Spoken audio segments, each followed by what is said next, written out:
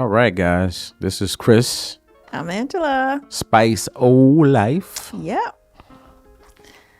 Hopefully everybody's doing great. Hopefully you guys had a great day. Yeah. Whole life. All right. Yes. My day has been good so far. I don't have many complaints. That's good. I do have a lot on the plate, so to speak, in my mind anyway. What about you? Yeah, same as you. A lot on the plate. I was a little tired today. A little, but not much. These past few days, probably because I've been doing a little bit more activities, physical fitness, activities. But I'm just a little tired. I was just a little tired. I was, hopefully I'll be able to get a little rest, Yeah. at thank some you. We point, talked make about up that. for some rest. But all in all, I'm doing pretty try to good. help with I that. can't. I just like you. I can't complain. I did have to go to the doctor and get some things checked on, and just so y'all know, like this season, we're just going to talk about what's on our mind. We don't have a lot of pre-plans, so everything you see is pretty genuine, authentic, and so it almost pops in as we're starting our going. So it's not a definite thing, but as we talk about it and however we finish, we'll just come up with a title for it because we kind of want to speak from our heart and Yeah. be, keep it real, which we always do. But I think this is even better. What do you think? I think it is better because Chris and I we talk a lot, so it's pretty much you guys are kind of we're inviting you guys into conversations that we have a little, some of our little conversations that we have. Yeah, But yeah, I have my moments. I can be quiet. I can listen to yeah, when I that's have true. to, or when I need to, or when I want to. That's true. But I think as I was talking to you, I was thinking about that terminology, lot on the plate. First of all, how do we know, or what determines to us that we have a lot on the plate versus, and then how you deal with it if you genuinely do. How do you deal with it? Yeah, I agree. I know for myself, usually the first thing is to become overwhelmed with the plate, with how much is on the plate. So that's my first response, and that is the truthful response for me. I get overwhelmed. I have to sort things out, but I think with you, sometimes you get a little quiet once you have a lot of plate. He's quiet and he's thinking it through, and then I'll say, okay, is everything okay? You okay? Are you okay? Is everything okay? okay? That's because he has a lot on the plate and he's just trying to get things sorted through. That's another thing too. Some people say and I'm not I can't read people, but some people you ask you, hey man, you okay? Are you okay? And you can tell it's genuinely. Then you got some people that just like seem like they say it to say it, and you don't know how to respond. Plus, you don't want to overthink that. But as far as the on the plate thing, sometimes it may not be that big a deal, but in my mind it is. And so I have to figure that out. And it depends on what it is. So, because I have found some things that it's not that big a deal to me, it's a big deal to other people because I'm more comfortable with certain situations. Then there's some stuff that's like, ooh, that's a lot for me. It's some people handle that situation, they built for that or they used to that. And I'm like, oh, this is going to be overwhelming. This is going to be a lot. And she's right. I react different ways in different situations. Sometimes I am very quiet because I'm still trying to run it all through my brain and process how I'm going to do it. But sometimes certain things can really stress me hard. Yeah. And I have to be careful how I deal with people around me because I don't want to put that stress on other people. So that's really the biggest thing. Yeah, that's true. And then also I did mention that I get overwhelmed, but I have to sort things through. I find that when I plan things out or have like a routine or plan to do things or get it done, even if it's not done, at least I come up with a plan or a list of things to do, like a to-do list. What do I have to do? Let me just try to sort this out. Or talking it over with Chris sometimes help me because some of that stuff I be stressing about, that I have to do, or like, a lot of it can be delegated. Some people, I just have to make sure that I like, hey, could you do this? Or you have to tell people that you need some help, and not, you know, hold it all in, or be like, oh, it's all on me, it's all on me. But because sometimes I get into feeling or thinking that, I don't want that to ask anybody anything, especially if they don't want to do it. I don't have to go through that. If I get like a little, attitude, or like I don't want to do it. Of course that's happened before, but it's like, if I might as well do it myself, than take on the extra stress of, if somebody don't want to help me out with it. But I think that delegation is good. Because I did that recently, and it helped me out. It really reduced my stress level. So, yeah. Yeah. Yeah. That's what I observe. So, yeah. And I think sometimes talking about it a little bit helps. Yeah. Sometimes if I feel like I'm talking and people around not getting it, I'm not going to say much, because I do not, even though no one is purpose, I don't believe most people around me are doing anything on purpose. I don't need nothing to add to it, my anxiety or problems, again, because I know it's just, my goal is to try to manage it all. And then as you knock a little bit off your plate, so to speak, clear it up, it gets a little better. I'm always ready. Some things I enjoy doing that's stressful for me, and I enjoy the process of it. It's just the building up to it. Yeah. But once I'm in the middle of doing it, I embrace it, because some of it I actually enjoy. I just want to make sure I do a good job at it. So that's probably the worry part. And then once it's done, it is a relief, and usually I feel pretty good about what I've done, or what I've done with the team, or whatever the situation is. Yeah. And I think one thing, do you think some things that help you, which, coming up with a plan, or, delegating it out to certain people to do, what, as much as you can, or what you can't, or, and I know this too, is that whenever someone just automatically do it, then you ain't got to say nothing to them. Oh man, that's the best kind of people to deal with, that you don't have to pull teeth with, or you don't have to put it in skywriting. It's like, And I'm not built that way. I hate having to give extreme, because I believe in my brain, everybody has common sense until they show me otherwise. So I don't want to be like, step one, walk with your left foot, take the right foot. I want to be able to say, all right, guys, this is what we got. All right, team. All right, everybody.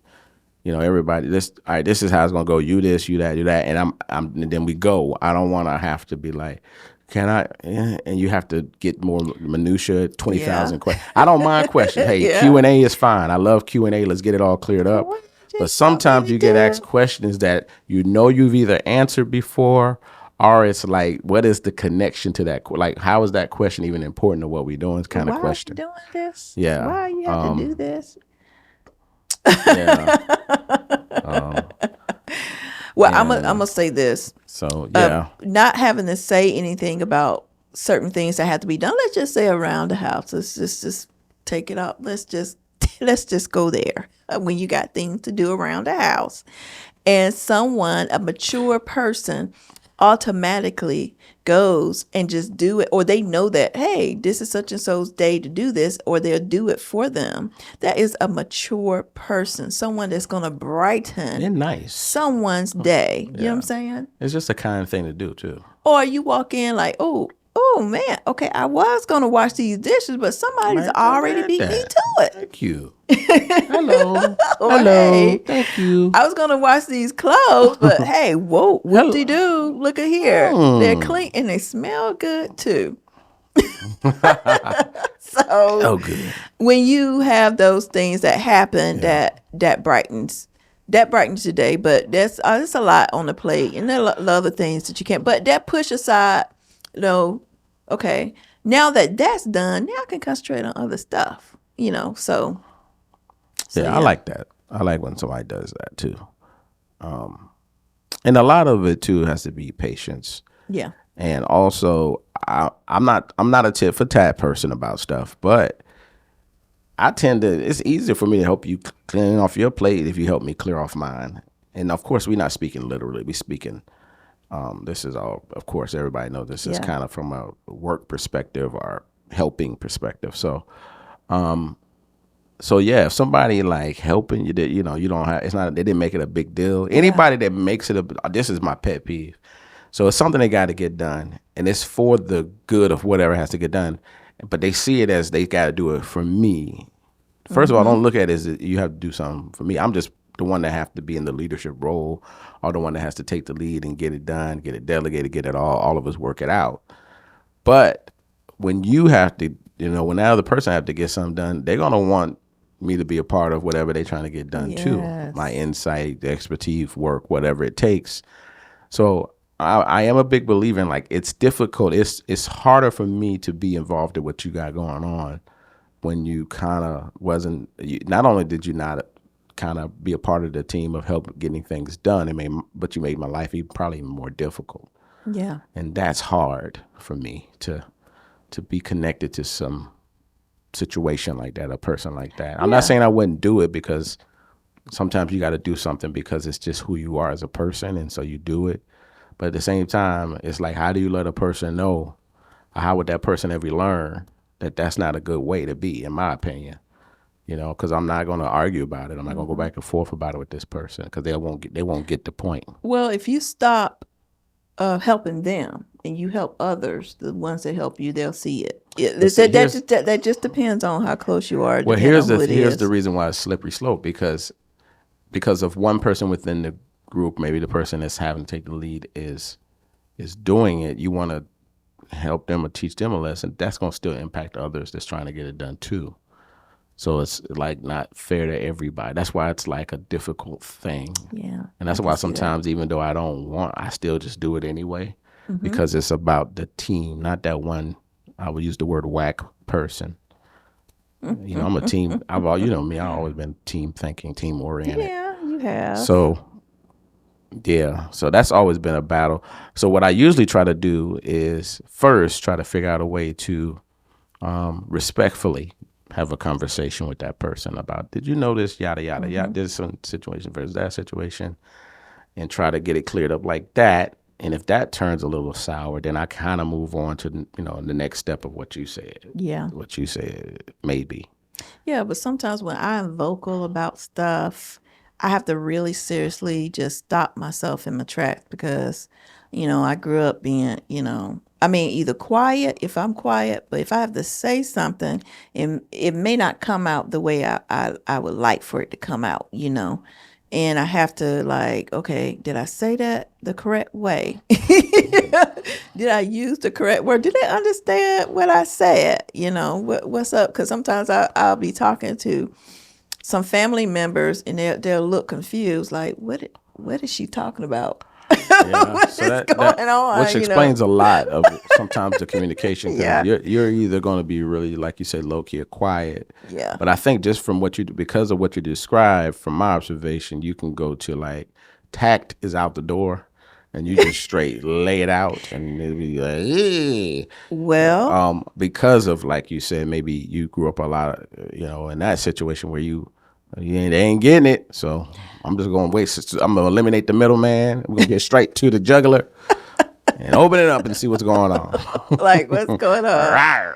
Well, if it's my kids, I just feel like, I mean, if you're a mom, I mean, you still, even though the kids are still adult, I still got that motherly, thing in me. Yeah. I'm a newly, I can say this is new to me still. I'm still trying to adjust to the position. I'm a Yeah. grandmother too, so I'm still trying to adjust to that position as well. So when I say stuff, sometimes I'm like, okay, did I say, I talk to them like they were teenagers. Let me just calm it down. Right. Let me, But let me wind it up. from in my opinion, they do a good job of, even when it was you mother mom, super mom, kick in. They do a good job, I think, of responding to, like, they don't Yeah. they you their mom, so they're not gonna, someone else say what some of the stuff you say, it's gonna be a different response because you're their mom. They respect that. So they, especially our daughter, do a good job at. Yeah. My son is easy for him. He don't let too much bother him. So I don't know if it. You'll never know if it bothers him or not, really, because Yeah, he's just pretty hopefully. much the same Yeah, regardless. hopefully just be a little patient with me. I'm trying to adjust. I'm trying to adjust. And they are grown. They are adult. What the world calls, what we all consider to be adults. Yes. And I think it's always going to be there. That the fatherly mother thing is going to be there to a certain extent, but because how me and you are raised and how we think, we just address it differently. The only thing that can go red for me, if I deem one of them are in disrespectful mode, and if they communicate with me in that way, then the conversation will be different. But that Yeah. is so rare. It hasn't happened in a long, long time. I can't even remember you. I remember them speaking to me like that. It's I can't. Because once it happened, you try to move on. So I can't even recall it. It's been so long. Yeah, and if you think about this, we grew up in households of our parents, they are baby boomers. So they grew up a certain way. When you talk about respect, respect was big, it's huge. Even little, if I think about the littlest thing that my mother or my dad or my grandma or anybody, the adults in my family, the littlest thing would be would today what you would think is not disrespectful would be disrespectful. You could really kind of it's like, any little word or anything, even the way you look will send a bowl flying your way. Yeah, Or go RESPECT. out. Or they'll say, go out and get me a switch because you've been, you said something you should have said you a certain way. That respect was huge. Was But here's the huge. thing. Here's the thing, and I know some people probably get a little, a red flag or something when they talked about when you get whoopings and all that. Oh, That's sorry. how people was This, raised. It is, it's slowly changing because we're getting away from those stigmatism, those cultures and stuff of what we handed down from generation to generation. So, and I don't blame my parents. It's not like my parents was. I'm glad to have the parents I have, but you think about the generations and where it lead to, especially depending on what culture you are in. Then some of those things that make sense, and then you just think about anyway.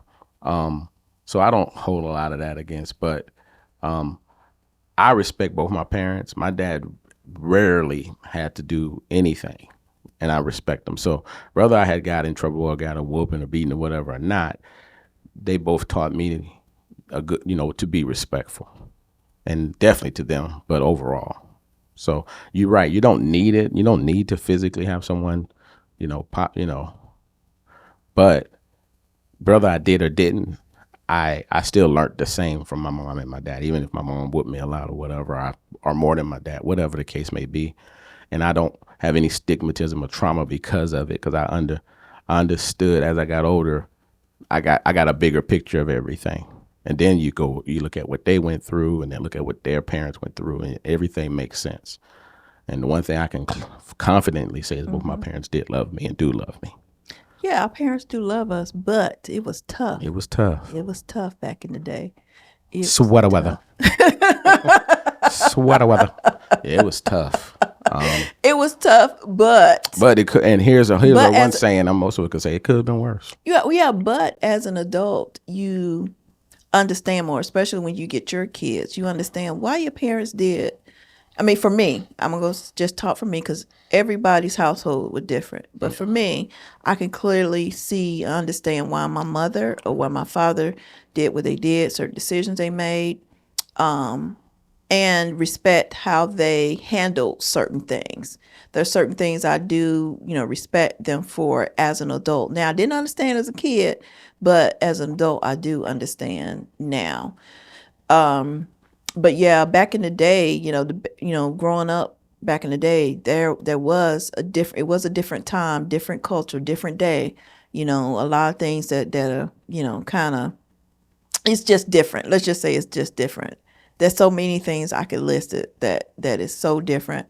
But I do know that there is strong love, just like Chris mentioned about his parents. The parents and grandparents, the family love their family, even down to, the grandparents, to the uncles, to the aunts, they had a stronger connection to family. So yeah, the respect was, really huge, back in the day. Yeah. All right, so Christopher, one of the things that, can you remember? I know, because I know some of this stuff, but you want to talk about some of the things that you probably in the past have gotten in trouble I for? knew you was gonna. We were talking about clearing stuff out our plate, but somehow you. Okay, I'm sorry. I'm sorry. I mean, I if saw if that you if coming. you want to, I don't want to. No, I don't I want to mean, I don't traumatize know. them. I may not have enough time. We might do a part two or something. But just thinking about too about when you working with other people, my advice is always get to know them and understand people that you have to be around, work with, deal with in some level, whether it's at a personal level, a professional level, spiritual level, social level, whatever that level is. Before you kind of start writing your personal book, really get to read that book, really get to Yes, know that person, because you'll find that you may have some bad vibe or may think something because of one particular incident, but you'll find if you get most people, you give them enough time, you'll see a lot of good qualities in people. yeah, I totally Just got to agree with give it that. time. And I'm guilty, and I know we're mostly guilty of like, man, I don't know about that guy, but we don't know him. But you know what? Aren't you Now, if pleasant? it's after 5 years and you know all up and down and everything about it, then that's Yeah. different. But But anyway, aren't that's you my 2 cents. pleasantly surprised when you think that a person is a certain way? You're like, oh, they look like they could, be, they're nicer than what you thought, or they're more. I mean, they're different, like totally different personality than what you perceived at first. But once you get to know them, they are just the most, wonderful, like humble, kind, gentle person. And here's the thing: they may not even be all that. It's just that you understand them. Like you ever have somebody that known somebody longer than you known them, and some of the things you're like, man, I don't like something about that person, and they would agree, like, yeah, I see it, but they understand the person better, so it doesn't affect them the way it affect you because you don't understand that person. You haven't known that history of a person. When you have a That's lot of true. history with a person, you can understand certain quirks about them better.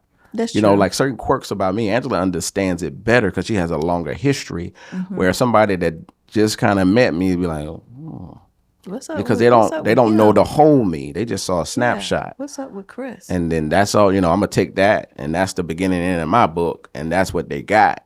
And it's not a good book to them. But if you put a little bit more information, like she got the most information in her book about me, because she understands everything. And so certain things about me, she's like, I understand why he does certain things or react a certain way.